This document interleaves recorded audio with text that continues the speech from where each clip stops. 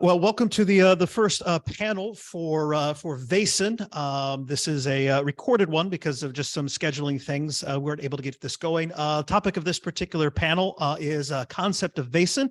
I'm Thomas Bailey. I'm kind of one of the people helping to organize VaesenCon and one of the community content creators for Vaesen a little bit as well. But I have with me, more importantly, of course, is Nils Hintze and Kiku, Pukk, Härenstam, who are here to kind of talk a little bit about Vaesen. And so I'll let them kind of start off by talking a little bit about kind of their roles and their kind of parts in with Vaesen. So Kiku, if you wouldn't mind going first, please.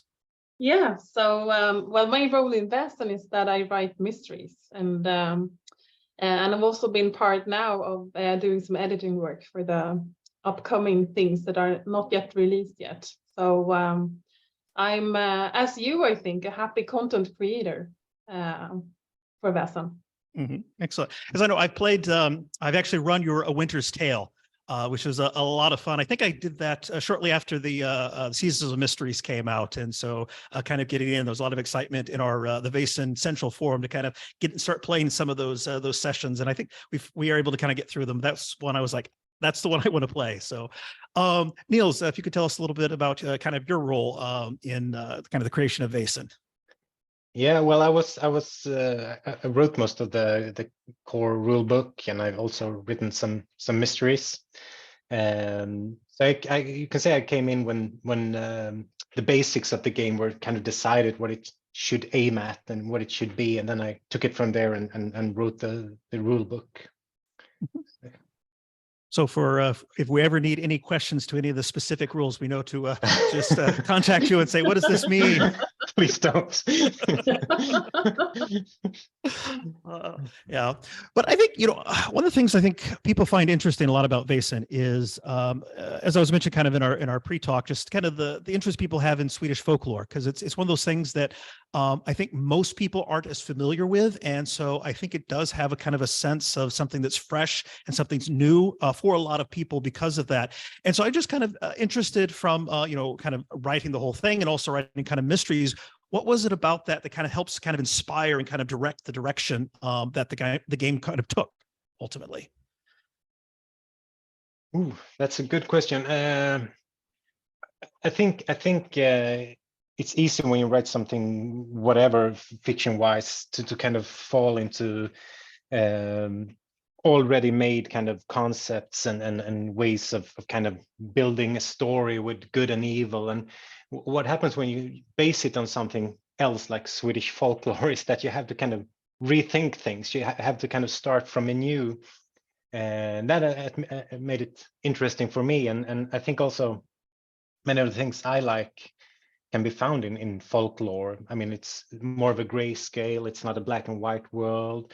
It's Vaesen and creatures who are more like persons than like just enemies, and also that it's ambiguous what they really are. I mean, if you study folklore in Sweden, you can see that it's really different what they describe in Skåne or in Bohuslän, and the same creature can evolve and become different things and symbolically stand for different things. So there's a plasticity that I like also in it. Mm-hmm. Mm-hmm. Yeah, I agree. I also think that there's a lot of human nature, I think, in Vaesen, and that has really intrigued me while sort of creating the storylines for the mysteries. And I think also, and this is not only true for Scandinavian folklore, but Vaesen themselves have been sort of, I think, ways of explaining like strange happenings or really profound happenings that happen in human life. And for a long time, when we didn't have science, that became sort of the way you could sort of tell a story and the way you could pass on experience as well from one generation to another about why not to go out in the forest in the darkness, or what happened if somebody actually sort of maybe develops some type of more psychological distress or disorder or something. So I think that is also what intrigues me. But I also grew up with highly superstitious both grandmothers on my both sides. So I remember when I lost my first tooth in my grandmother's kitchen, she was born in 1901, so she was sort of a portal in itself to a past time. And in Sweden, we had already sort of established a tooth fairy Vaesen, so I was expecting money. And she instead took my tooth and she threw it behind her stove for the domovika that she said lived there, like the hearth being.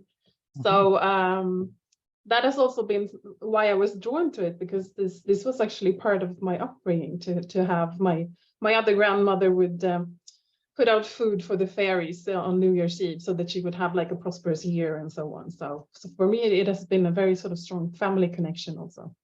Mm-hmm. Because I think a lot of us, at least from kind of a Western European perspective, we grew up with kind of more the Disneyfied version of things, which, I think, as you're kind of pointing out a little bit there, Kiku, you don't.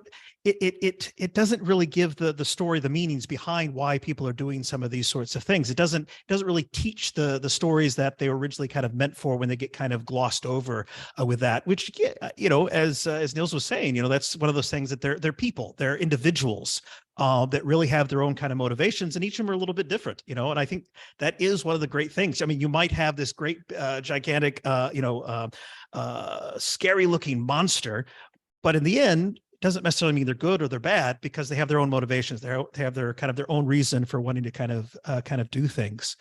And how does that, I guess that kind of moves me to kind of think, how does that kind of work then in terms of your wanting to create some stories and some of these mysteries that are being told? How does that kind of, that ambiguity of them being individuals and not just this thing is bad and therefore we always have to make sure it's killed at the end of the scenario, how does that kind of fit in when you're actually kind of setting up and writing these mysteries?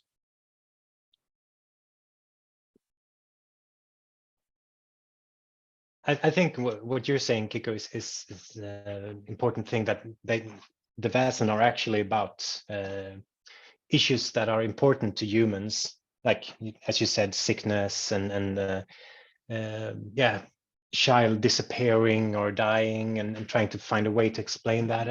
And what happens when you write a mystery with this kind of Vaesen is that it's easy to kind of make it be about important things, or make it more human, if you could say that, more about the topics we kind of wrestle with, so that it's both at the same time entertainment and has some kind of depth or seriousness in it, I think. So that's, I think, how it plays out. No, I agree. And I think also I've been reading up a lot on the Vaesen that I've sort of included in my mysteries, and I sort of approached them with respect. So I've tried to make their story their own motivations, and sort of bearing in mind that they are maybe they have been existing for a long time before they came into this storyline, and they will probably continue to exist depending on what the group decides, though, because that's the nice thing about co-creating these things with the players. So I've also tried to sort of stay true to their nature, not making them sort of a pawn in my storytelling. So I will not sort of use them in a way that is sort of contradictory to what their motivations might be, or what stories are telling about what that type of Vaesen is usually doing, or driven by, or motivated by. So I think that's the way I've been trying to sort of incorporate that sort of rich lore that is actually behind a lot of the Vaesen. Mm-hmm, mm-hmm. Yeah, and we get this, I think, kind of in this kind of world that's kind of been created for all of this, and it's set. We've got kind of in the 1860s, kind of the mythic era of 1860s. At least as I kind of understand it, it's kind of set right in the middle of that kind of a big period of change in a lot of ways. You have kind of the industrialized revolution that's going on.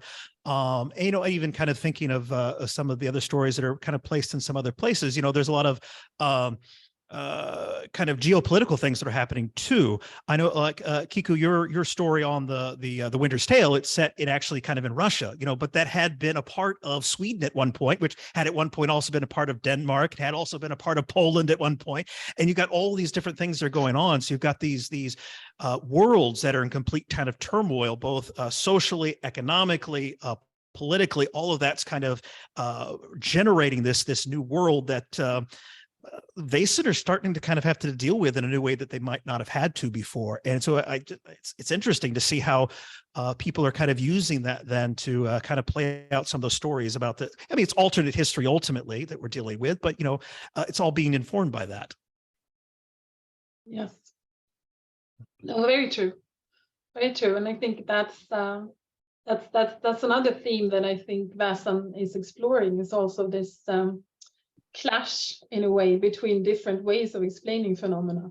So it's both the world sort of evolving, but it's also the understanding of the world which is evolving. So in that sense, there are a lot of like protagonists in the adventures that maybe sort of represent another way of sort of interpreting the same situation. So that's also, I think, on a smaller scale, sort of represents the same sort of tug of war between different views.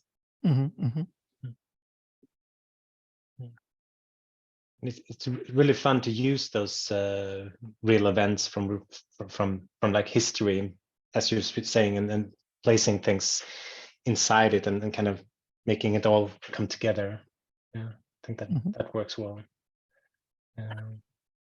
What about in terms of kind of, I think kind of with the larger narratives of kind of this period of history, 1860s, 1880s, et cetera, that kind of that clash between, kind of science and religion, science and belief. Maybe that's a better way of talking about it, because the Vaesen kind of come from an era of belief, not necessarily what we think of in kind of Christian terms necessarily.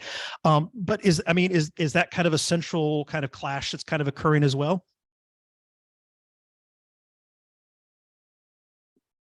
Well, I think so, in a way. I mean, there are absolutely, there's this clash between sort of science and scientists and the industrial evolution on one hand, and then the sort of rural communities that are maybe not so sort of affected by it. I think that is definitely sort of a theme that is going through many of the Vaesen mysteries. And I think also actually in the fan fiction, I think a lot of people have been exploring that in the sort of fan created content in different settings as well. So I think that it's definitely something that is a theme.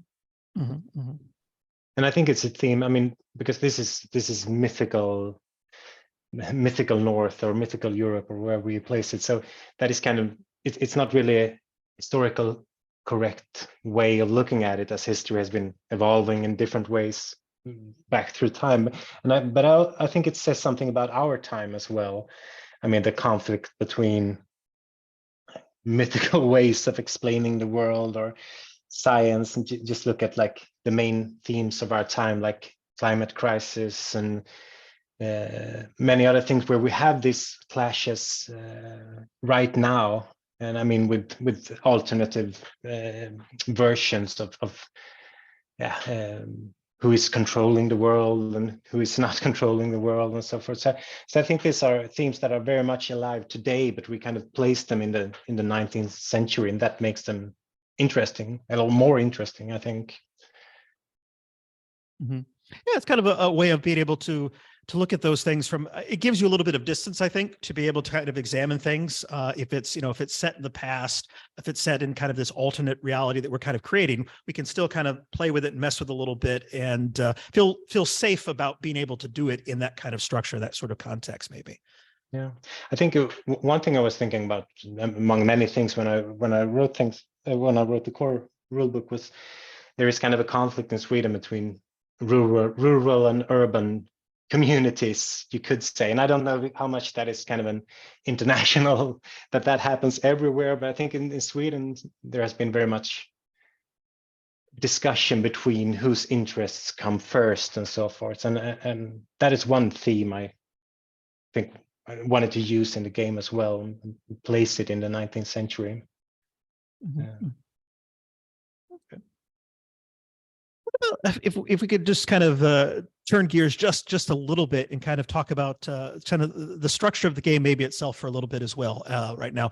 Because you're working with the kind of the year zero engine, so you've got kind of the basic structure of the attributes and skills and talents and all those sorts of things. But every setting has its own kind of unique kind of pieces to it in the way that it kind of does the push rolls and kind of how in particular with Vaesen, how the fear mechanic kind of works in that. How do you see then, how do I want to say this or ask this question? How is it then that those mechanics kind of came into play, that became something that you saw as important for kind of inserting into this game? So I think this is probably one that's directed a little bit more towards Nils, but yeah. I mean, as it is a horror game, it needs to have a fear system as the first. So it had to have some kind of system for getting scared. And I just tried to use, I mean, those basic theories of how fear affects you with a fright, flight, kind of shut down ways to go, and try to make something out of that would kind of reflect those kind of human systems. That was my thought when I wrote it. Okay. And that's go ahead, please. No, and that is definitely, I think, a mechanic that is even if you write mysteries, it's interesting because this will sort of sometimes help, but also sort of impair the player's characters in actually solving sort of a situation or not. So I think it sort of brings a nerve to the game in a really sort of nice, since it is a horror game in essence, even if it also has sort of problem solving and other things in it. Well, yeah, because if you fail your fear test and you end up being paralyzed for 6 rounds, that's that's not good. That's not good. It's much better with all that time. You want to get the one on that one. You want to get the one on that one. So, but I think though that kind of kind of plays in as you said, Nils. I mean, that is part of the kind of the human condition when we see something that's completely unknown to us. I mean, what do? There's the fight or flight, as they say, type of thing that happens to us, and how kind of that kind of works itself out. And it's not always beneficial. I know in a recent game, I ended up my character ended up pulling out his revolver and just started firing in the middle of a cave. So that's not a good thing to happen. But yeah. Well, I get. Go ahead, please. Oh, sorry. No, I was just saying, losing control of your character is one of the fun thing in horror games, I think. And you might at times need some help from the game doing that, just letting go and letting things happen. Yeah. Yeah, and I think I think those are some of the fun things that you can't necessarily even plan for. They just kind of happen. We might be able to maybe in a scenario say, well, this is another option that might be a part of a loss of a fear roll, but ultimately it's going to be up to the the players how that's going to kind of work itself out depending upon the group necessarily. So, I guess one of the other things the construction of all of this, and the game is set in Scandinavia, and of course, then we have more recently there's the Mythic Britain and Ireland book that has come out, and I think that's been well received. I mean, I don't know the sales numbers and all of that, but I know a lot of people kind of talking about and seem to kind of be enjoying that as well. But we do see also kind of movement in some kind of other places. It's kind of already been mentioned about kind of rural areas, and I think Thomas was saying something on one of the more recent streams about maybe an urban something. I thought I heard him talking about, so maybe that's a possibility in the works or something like that as well. But kind of these kind of different areas. What's kind of your thoughts on kind of expanding it outside of Sweden?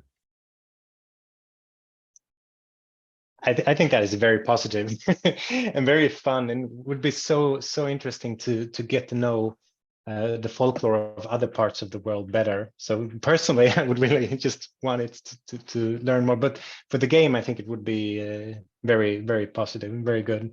Yeah. Yeah, And I and there think is a lot of, I mean, there is a lot of content already created by Vaesen sort of players through the League workshop, where people have sort of really sort of taken the concept of Vaesen and placed it in a context that they are sort of intrigued about and might be sort of more close to home, and also incorporating Vaesen from folklore from other parts of the world. So I'm almost sort of curiously looking into those things. I think it's one of the wonderful things I think with this community is that the storytelling is sort of shared. So yeah. And I think there's almost two full settings I think out on community content on Drive-Thru RPG. I think there's the Japan one and the Silk Road one that I know that's out there. And I've heard rumors that some other people are working on a few other little things as well that I've kind of talked with people. So it'd be interesting to see what ultimately kind of comes out with some of those. And then of course whatever Free League might be having the pipes as well in terms of what they're doing in terms of maybe the next setting or whatnot. But yeah, okay. What about in terms of, as we've kind of already mentioned a little bit, I mean, it is at its core, at its roots, it is a horror game. How do you see kind of the different types of horror kind of ultimately playing out, when it comes to kind of psychological horror, body horror? I don't think we have a lot of cosmic horror necessarily, because there aren't any stats in the book for the Norse gods anyway that I've seen. But who knows? Maybe that's a supplement that'll be coming out at some point. But I mean, how do you see these different kind of genres of horror kind of working and kind of playing in with the game in terms of how it's set up with the mechanics, is also kind of as mysteries? Well, it's as been said before. It's a kind of a light horror game. It's not something that will scare the bejesus out of you most times. So I think the whole tone of the game is that it's the light horror where you mostly it's just your character that's getting scared, but and I think different types of horror can be shown in the mystery, as we were in before.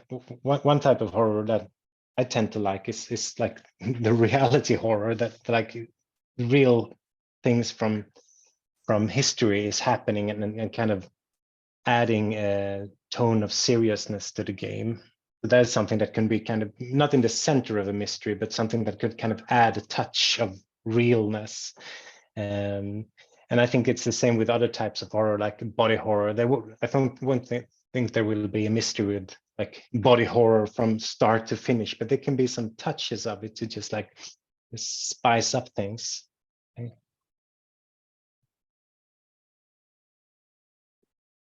no, agree. I think, and then I think it depends on the group. I think that this game, I mean, as with horror stories, I mean, if you have the right setting and you sort of tell the story together, or create a setting that could be like really, really scary. So I think it also depends on what you do with the material in itself. I think that there are some elements of, I mean, depending on the story, you can incorporate a lot of like horror elements. I think maybe cosmic horror has not been really sort of a central element, I think, in the Vaesen mysteries thus far. And it's really sort of a genre that is quite abundant already. So I think that this game is sort of adding another sort of tone into that.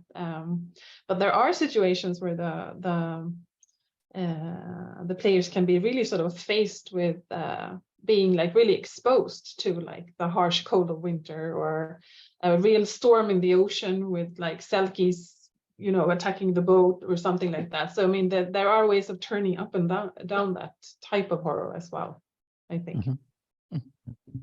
Okay. Yeah, because there's a wide variety of the Vaesen to kind of choose from, and so you just kind of, well, what you need for this kind of setting to kind of really kind of ratchet it up, and some of those Vaesen can be quite deadly. Especially when you get a kraken that's all of a sudden popping out on your ship. That creates a little bit of havoc when you're out in the middle of the sea. There it is.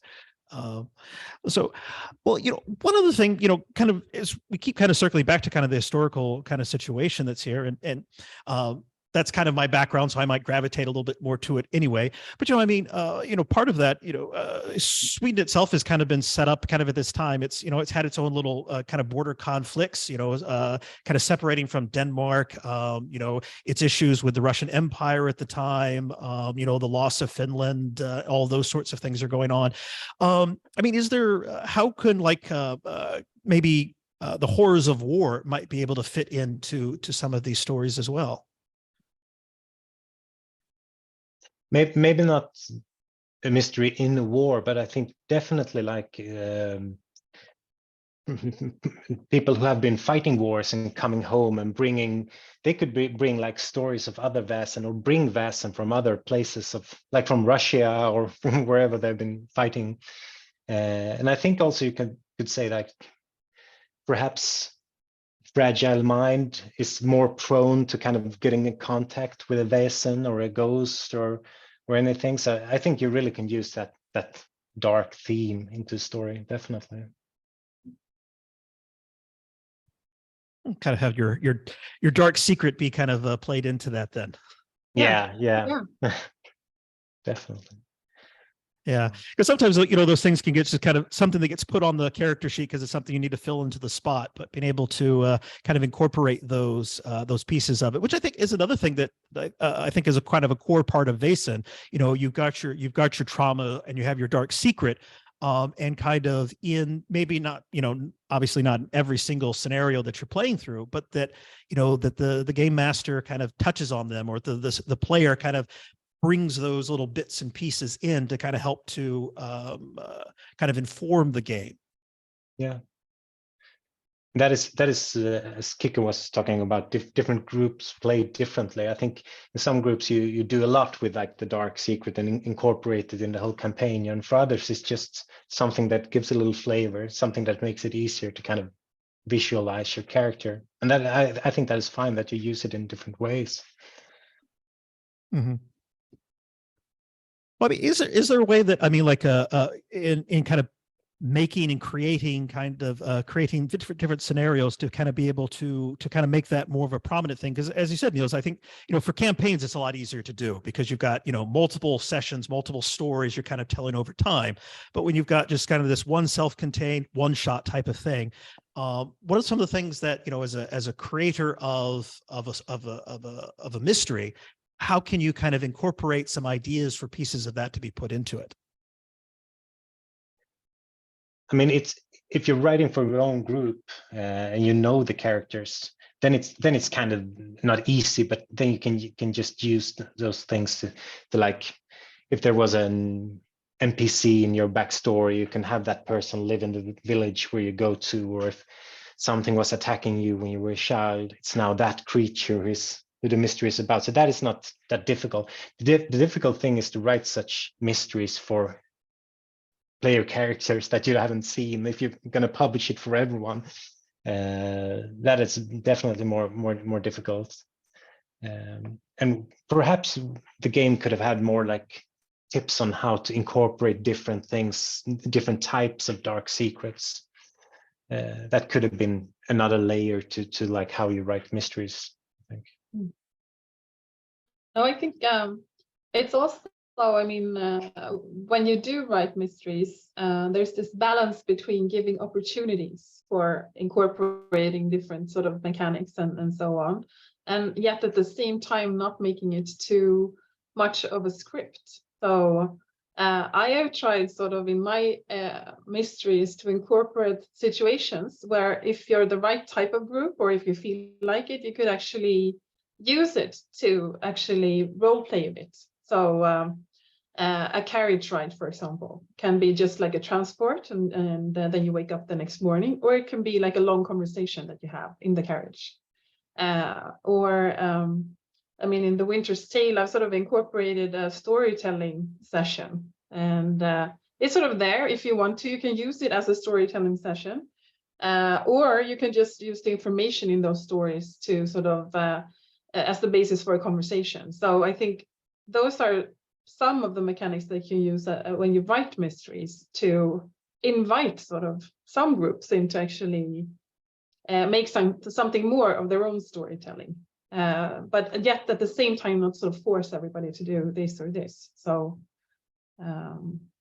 I've thought a lot about sort of that balance when writing. I think when you play like a pre-written mystery, you can always look for things to change, just exchange one NPC from someone's backstory and add, as you said, little journeys or meetings that aren't in the script. And because I think most players really like that, to have their dark secrets be part of it. Mm-hmm. Yeah, it's their way for their player to kind of be in the spotlight, you know, kind of get their moment. It's not always a good moment because, you know, it might be because the Vaesen's coming towards you now because of something you did in the past, but you're there in the center of it all. Yeah. And it doesn't always have to be like, I mean, the best thing if everything comes together and now you know that the person who was actually the Vaesen was my grandmother, and everything is kind of comes together in the end. But you can also use dark secrets just like giving the characters nightmares, giving them visions, or describing things like, it's your grandmother standing there. No, wait, it isn't. Or maybe it is, just like kind of playing out things that happen in their head in a way that they're kind of affected by their dark secrets, but it isn't really a part of the mystery, but just kind of reminding them in that way about what goes on in their minds. Can be overdone, and the player thinks that they've missed something, so it's a fine line. Oh yes, because I mean it is a horror game, but it's also an investigative game, and so sometimes players do like to follow the clue to the very end of it, even if it's way off on a tangent. They want to they grab some little piece of something, and they're off on the chase. As a like, GM, you're just pulling your hair.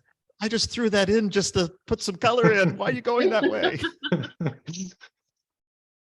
Yeah, it's one of the pitfalls, but you know, again, I think that's the storytelling, you know, because ultimately, you know, we gather together to play a game together, to enjoy each other's company, to have some fun, tell some stories, you know, and if, you know, they happen to spend an hour checking out this windmill that has nothing to do with the story, well, they checked out a windmill and they were happy doing it, so let's just go with it, type of thing. But then that can lead to another idea for a future story, maybe. Yeah, true. So, because we drop those, you drop those little hints at different places, and it might not necessarily be something that's told now as a part of this story, but it could be at the next one, or kind of two or three down the road, sort of thing. So, building campaigns. Yeah, you can always use the second conflict. Like if you have the conflict related to the Vaesen, you can use the other conflict as a way. Maybe the windmill is where the rebels are hiding now, as players seem to be interested in the windmill. So just throw them in there and use that. Mm-hmm. Yeah.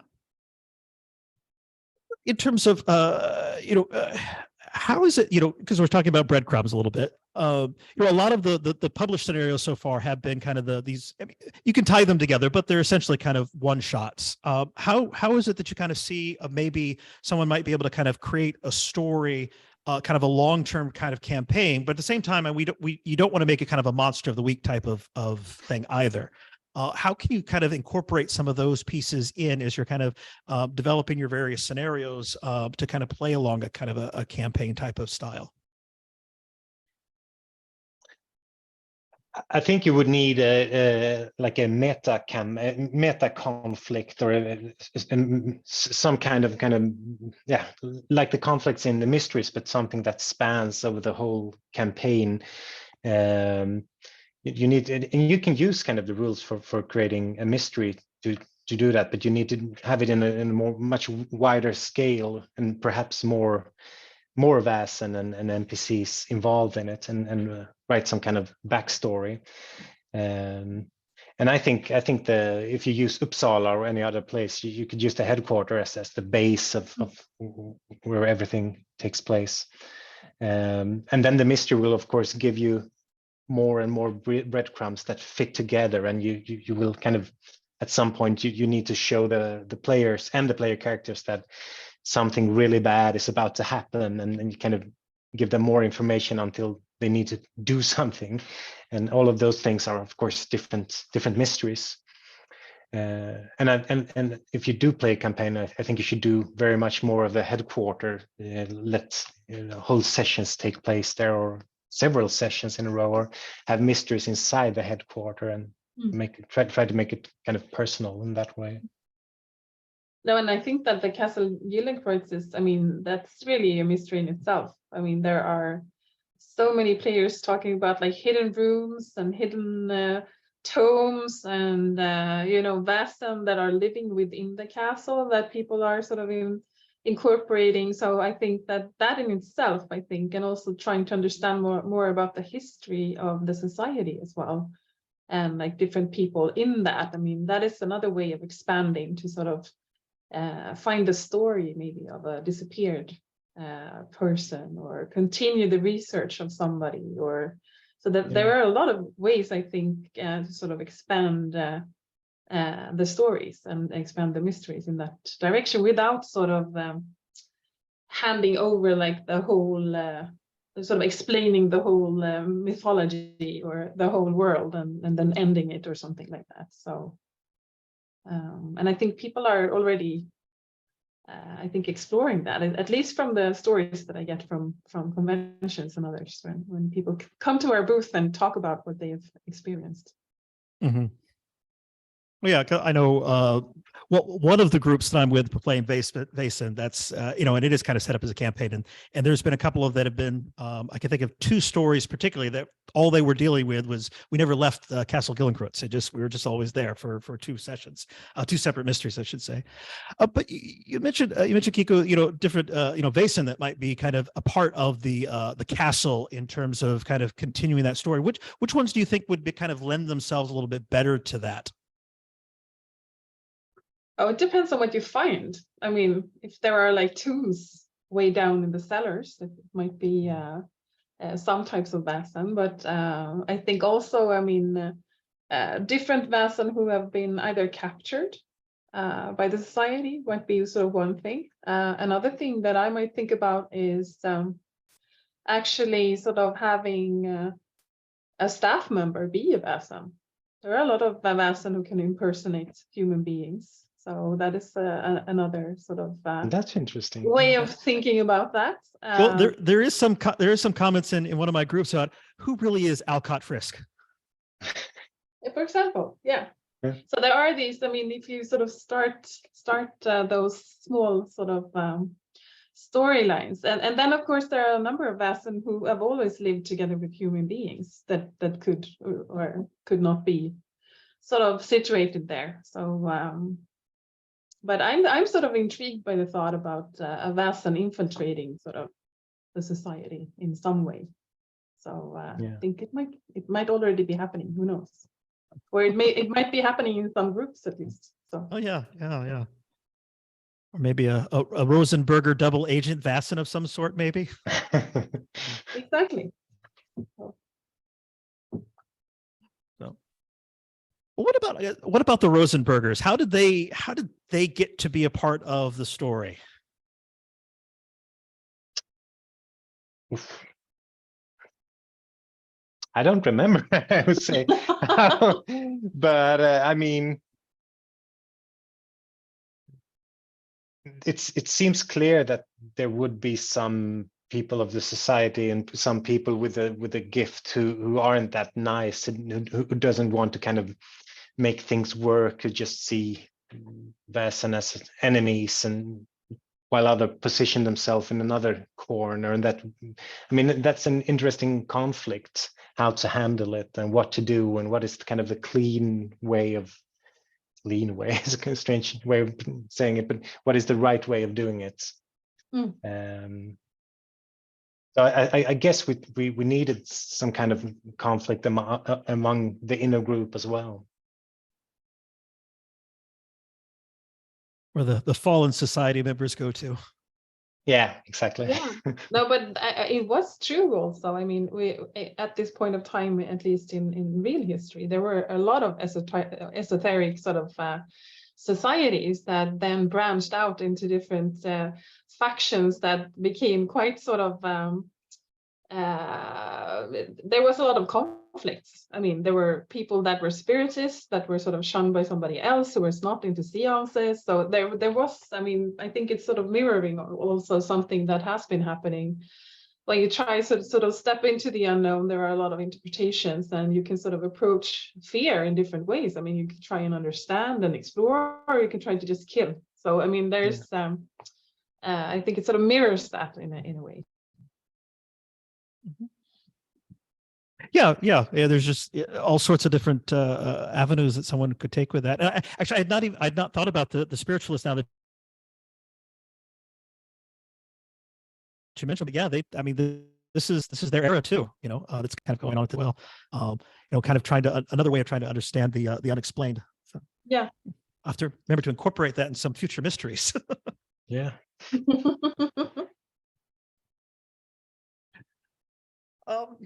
Let's see. In terms of what would be where someone let changing directions a little bit here. What would you how do I want to say this?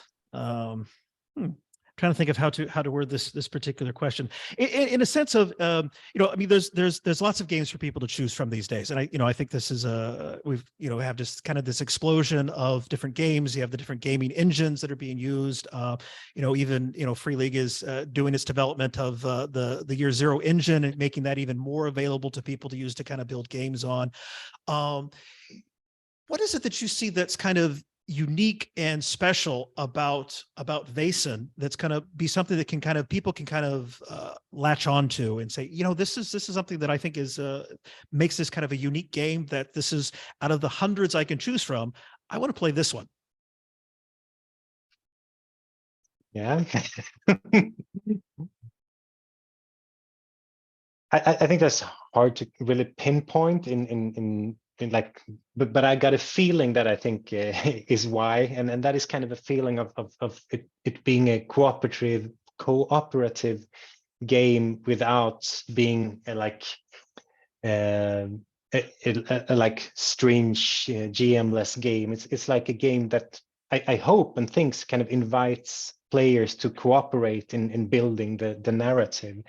It's not a game about kind of maximizing your weapons damage and fighting something. It's kind of a shared experience in a kind of a dreamy fairy tale-esque world, and I think that is what attracts me, at least. Yeah, the kind of stories and the mood around the table when we play it. No, I agree, and I think also that I mean, a lot of other games have lore that is sort of tied to that game alone. You have to like read huge core books to understand the sort of setting in the world and the mythology maybe and so on. With Vaesen, the mythology is actually out there. I mean, you can Google it. You can read books or read a novel or listen to an opera and be inspired. So I think that it's sort of also accessible in a way. And at least for me, that's sort of one of the things that is interesting, is that there is so much written, there's so much folklore, there's anything from songs to books to I mean, even PhD, thesis is written on these things. So I think that is also another aspect of this, is that it's accessible, and you can even build from, I mean, I built in a sense from my grandmother's tooth destroying accident that I had, because I became really interested about learning more about the hearth Vaesen that are in sort of Estonian and Russian folklore. So I think you can also incorporate those things that you've already sort of heard as a child into these things.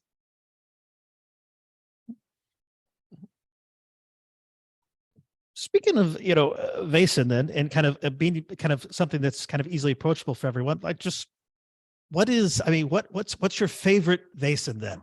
I mean, what is the one that's like, ooh, that's, I find this one really, really fascinating. I want to make sure, whether it's in one of the published books or not, that just something that says, I got to write a story about this one. Or I got to write a mission about, or a mystery about this one. So do you have a favorite, Nils? Yeah, I tend to like the fairies. But yeah, I'm just gonna. I play it in Swedish, so I'm just gonna check the so I don't say anything that isn't right. But if I remember correctly, we call them fairies. I like them because they're kind of innocent and nasty at the same time. They do things that are like horrible, but they mean no harm.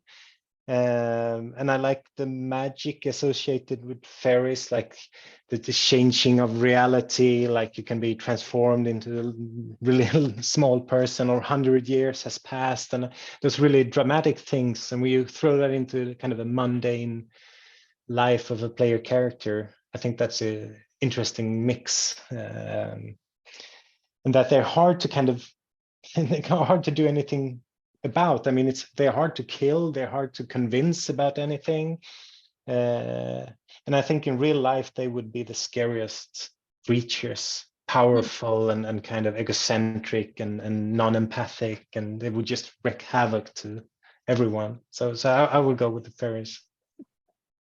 Yeah, no, I agree a lot. I mean, I think I have been reading up on fairies and reading sort of modern fairy tales about fairies. That's sort of one of my go-to books. But I also think that the whole idea of the fairy court sort of moving around is a very intriguing sort of start of a story, that they can sort of emerge on the sort of edge of your village and start interacting with you and having sort of conversations, and also the huge variety of different fairies. But then I think one of the Vaesen that really sort of has stayed with me since I was really small, and that was actually as I was like walking home from like basketball practice when I was like a child, that I would be like really afraid of, is the myling. So the undead child who's sort of looking for its mother and looking for to be carried to hallowed grounds. I was like really, I mean, that is I think that's not really a cozy scary horror theme. Yeah, it's like a really scary Vaesen, I think, and the way they could sort of grow and become like 2 meters tall, and the way they would latch onto your back, and you would feel like you were carrying like hundreds of kilograms of something, and so I think that is one of the sort of really scary ones that I feel intrigued about. And it's deceptively dangerous, because I know in some of our games on Vaesen Central, that Vaesen has killed quite a few of the the player characters. Yeah, it's not a nice baby. No. Yeah. Well, I gotta ask, because you're talking about the fairy courts and moving around. Does Sweden have anything like the fairy rings that you see in kind of Celtic folklore as kind of entrances that into the Fae world? Yeah, or... so some of the things, I think there's also a lot of fairy tales about the fairy mound in Sweden as well, where you could sort of be lured inside, and sometimes those stories are told with trolls, and some are told with fairies. But the story would be that if you sort of go in there, and especially if you have the food and so on, you can get sort of caught in there, and you can, as Nils was saying, you can sort of stumble out of there like 200 years later, and none of your family or anybody would be left. You will just be sort of transported in time. So there are those aspects as well. Mm-hmm. Oh, so you could theoretically then have a Vaesen game that is now set in 2023, because someone's just now coming out of the fairy mound. Exactly. Yeah, That's an interesting. Do like an urban fantasy version of. Yeah. That's a different source book. So yeah, that's sort of in the future of expansions. Yeah. Well, is there another another Vaesen that isn't in the book that you're like, oh, we got maybe if all the stars align, we can get this one into a future book that deserves to kind of be there?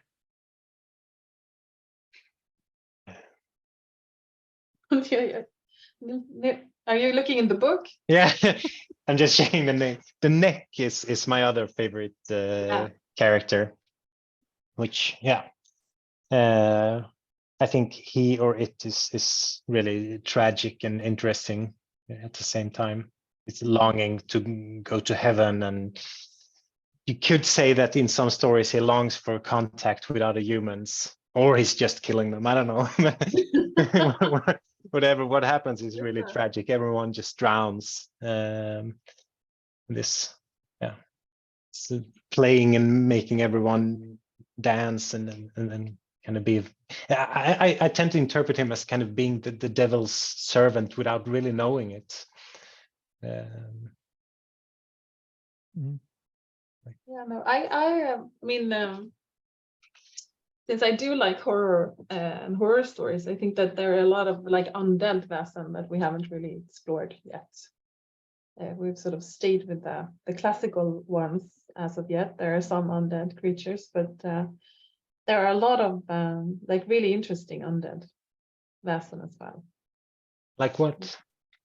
So for me, yeah, I mean, one of the there are these undead selkies that are called rosalkas that are, I mean, there are a lot of stories about them. If they are like women who have been drowned by their lovers and that come back and sort of haunt places, and there are, I mean, of course, vampires is also something, even though there is like a huge lore and a huge sort of number of really good role-playing games around that. But I think that, I mean, as a sort of side character, or maybe somebody who you meet in an adventure or something like that, that would be also, I think, intriguing. And also, I mean, I've incorporated trolls in one of my mysteries, but I think the trolls are the one group of Vaesen who can really sort of blend in and interact with human beings, and who can sort of play several different types of roles in adventure. So it would be interesting to sort of come back to that as well.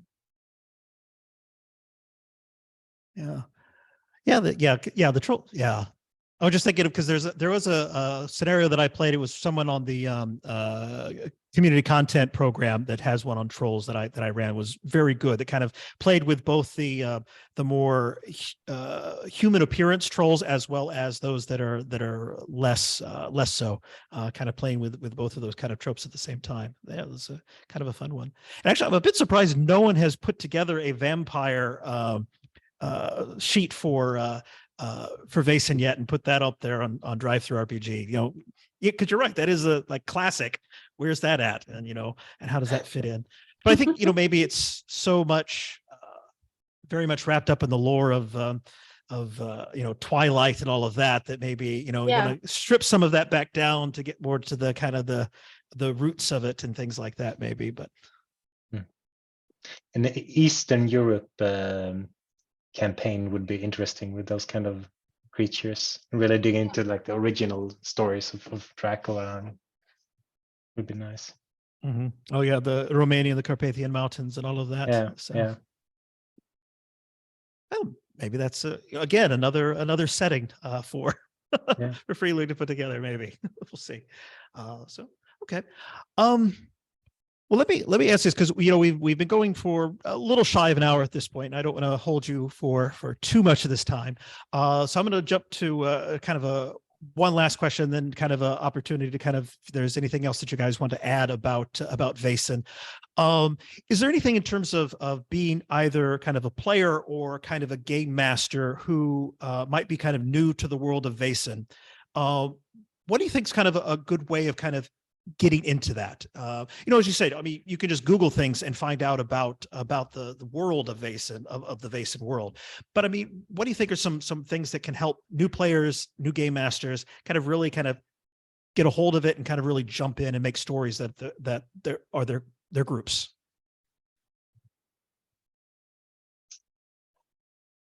Do you want to start, Kiku?